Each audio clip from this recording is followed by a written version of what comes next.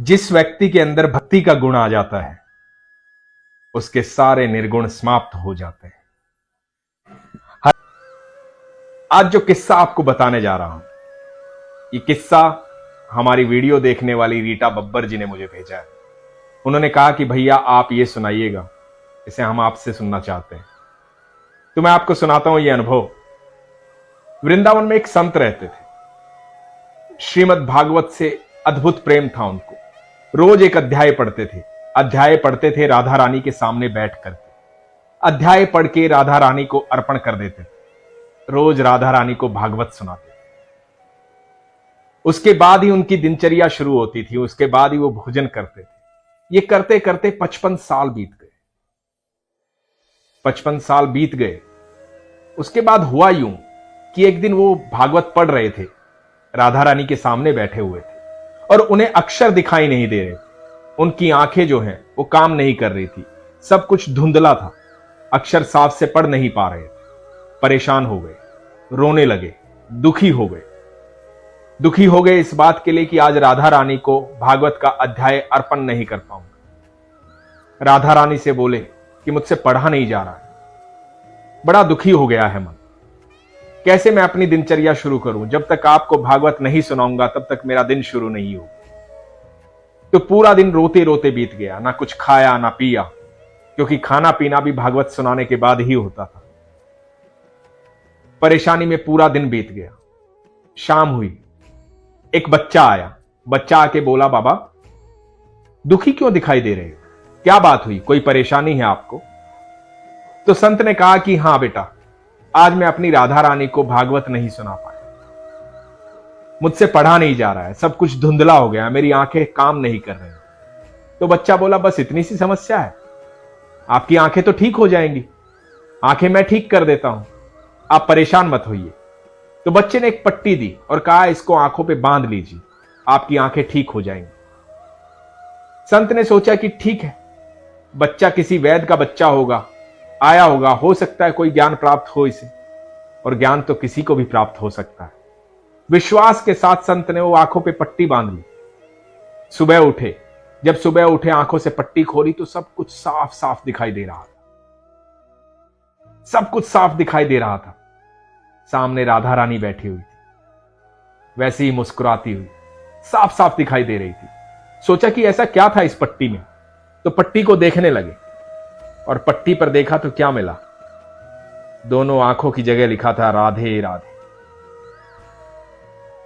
राधे राधे, राहा दे, राहा दे। राधा रानी का नाम ही ऐसा है कि नाम में ही है राहा दे, राहा दे। जब भी आप किसी समस्या में उलझ जाते हैं, कहीं भी रुक जाते हैं, तो खाली राधे राधे, उस नाम में ही इतनी शक्ति है कि वो आपको राह दे देता है। कृष्ण कहते हैं, जब भी आप राधा के नाम को पुकारोगे तो मैं तो दौड़ा दौड़ा चला आऊंगा। मैं तो तुम्हारी एक पुकार पर चला आऊंगा। राधा के नाम में इतनी शक्ति है। राधा रानी।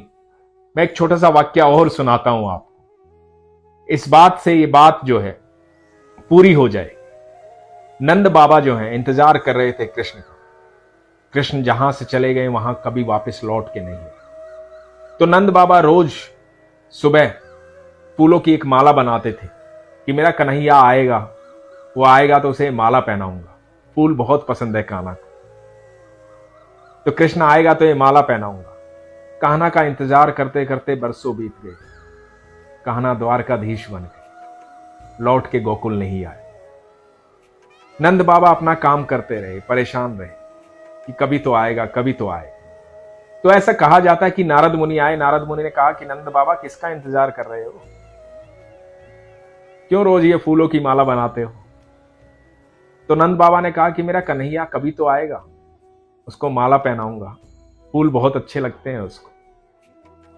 तो नारद मुनि ने कहा कि वो कभी नहीं आएगा, वो चला गया, वो जहां से चला जाता है वापस कभी नहीं आता। वो ठाकुर है, उसको अपने लक्ष्य से प्रेम है। ठाकुर इस धरती पर भगवत गीता का ज्ञान देने आए। अपने जीवन में सब कुछ छोड़ते हुए आगे बढ़ गए। अपना प्रेम छोड़ा, अपना घर छोड़ा, अपने साथी छोड़े, दोस्त छोड़े, सब कुछ छोड़ते हुए आगे बढ़ते चले गए। लक्ष्य था इस पूरी दुनिया को भगवत गीता का ज्ञान देना। लक्ष्य था अधर्मियों से इस धरती को मुक्त करवाना। तो नारद मुनि ने कहा कि आप एक काम कीजिए, वो ऐसे नहीं आएगा, लेकिन आप एक बार बरसाना की तरफ चले जाइए, राधा रानी के महल की तरफ चले जाइए, वो जरूर आएगा। और ऐसा कहते हैं कि नंद बाबा माला लेकर के बरसाने की तरफ बढ़ने लगे। जैसे ही बरसाने की सीमा पर पहुंचे, जहां नंद गांव की सीमा खत्म होती थी, कहते हैं कि ठाकुर वहां स्वयं आ गए थे। और ठाकुर बोले कि बाबा कहां जा रहे हो? तो नंद बाबा बोले बरसाना जा रहा था, राधा से मिलने। तो बोले ना, वहां मत जाओ, शिकायत करने जा रहे हो, वहां मत जाओ, मैं यही माला ग्रहण कर लूं। कहा जाता है जब आप राधे राधे बोलते हैं तो वो आवाज सीधी कृष्ण के कानों में जाती, सीधी ठाकुर जी को सुनाई देती। और ये संत बाबा राधा रानी से कहते हैं कि अच्छा राधा रानी, मैं समझ गया, मेरी आंखें क्यों वापस आई, क्योंकि तुम भी तो रोज मुझसे भागवत सुनना चाहती हो। भक्त और भगवान का इतना प्रेम होना चाहिए कि भगवान को भी भक्त की उतनी ही आदत हो जाए जितनी भक्त को भगवान की होती है। जब इतना प्रेम हो जाएगा तो ईश्वर आपके साथ रहेंगे। इसलिए हमेशा अपने विश्वास को मजबूत रखिए, अपना ख्याल रखिए। हरे कृष्ण।